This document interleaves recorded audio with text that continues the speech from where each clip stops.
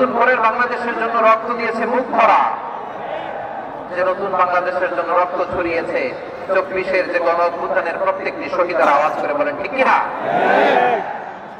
আল্লাহ তাআলা আমার দেশকে তুমি নিরাপদ করো, শান্তিময় করো, আমরা যেন স্বাধীন সার্বভৌম বাংলাদেশে মাথা উঁচু করে বিশ্ব দরবারে দাঁড়াতে পারে। আল্লাহ তুমি তৌফিক দান করো।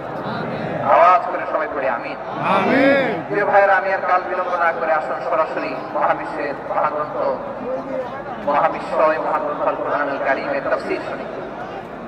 আমি আজকের এই চমৎকার রজনীতে আলোচনা করবার জন্য সূরাতুল আহজাবের 45-46 এই দুটি আয়াতকে চুজ করেছি। এই দুটি আয়াতের আলোকে কিছু কথা আপনাদের সাথে শেয়ার করবো। আওয়াজ করে পড়ুন ইনশাআল্লাহ। তার আগে আসুন একটু দেখে নিই আপনারা কে কোথা থেকে এসেছেন। আপনারা সুনামগঞ্জ জেলা থেকে কারা কারা এসেছেন দেখি। সুনামগঞ্জ, মাশাআল্লাহ, ঠিক আছে, হাত নামা। সুনামগঞ্জ গেল। হবিগঞ্জ,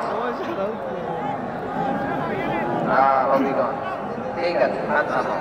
মৌলভীবাজার দেখি, মৌলভীবাজার, ঠিক আছে। এবার সিলেটের কারা কারা দেখি।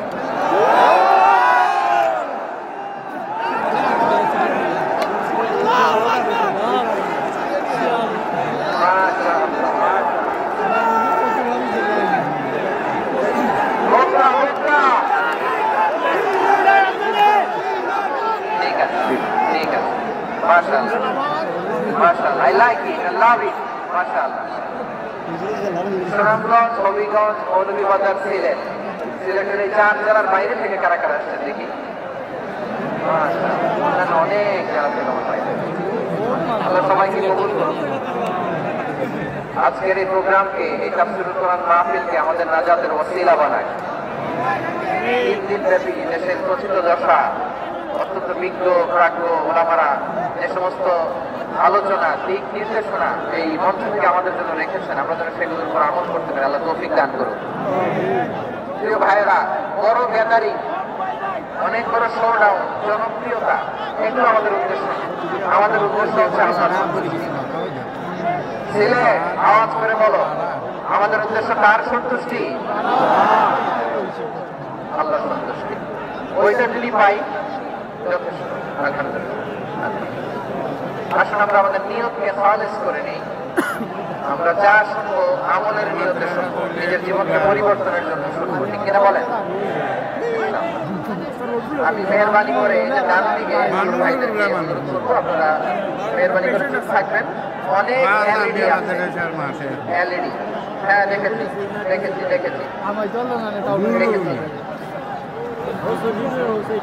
কোনো এক্সকিউজ দেওয়া যাবে না, এটা নাই ওইটা নাই, এরকম কোনো কথা হবে না।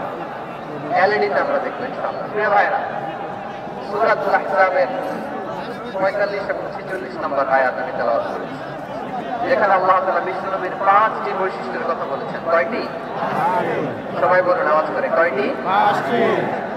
5টি বৈশিষ্ট্যের কথা আল্লাহ তাআলা এই আয়াতগুলিতে উল্লেখ করেছেন।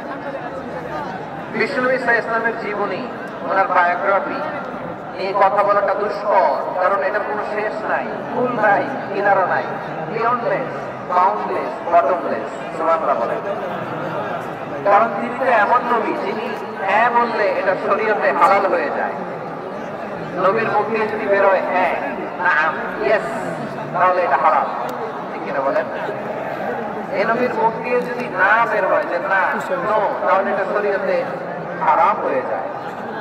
কেমন নবী আমরা পেয়েছি যিনি হ্যাঁ বললে হালাল, না বললে হারাম, যিনি সাবাবা এই আঙ্গুলি উপরের দিকে উঁচু করলে চাঁদ ভেঙে 2 টুকরা হয়ে যায়, যে নবী জমিন থেকে পা উঁচু করলে আল্লাহর আরশে মেরাজে চলে যায়, এমন নবীর উম্মত আমরা পেয়েছি। যে নবীকে বাদ দিলে কোরআন বোঝা যায় না, কারণ এই নবীর উপরই কোরআন নাযিল করেছে কে?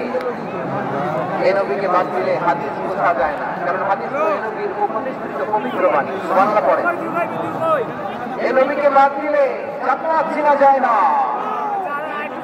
কারণ জান্নাত তিনি চাক্ষুষ দেখে এসে আমাদেরকে মেরাজ শেষে বর্ণনা করে শুনিয়েছেন। এই নবীকে বাদ দিলে জাহান্নাম চেনা যায় না, এই নবীকে বাদ দিলে আমার রবকে চেনা যায় না। ঠিক কিনা?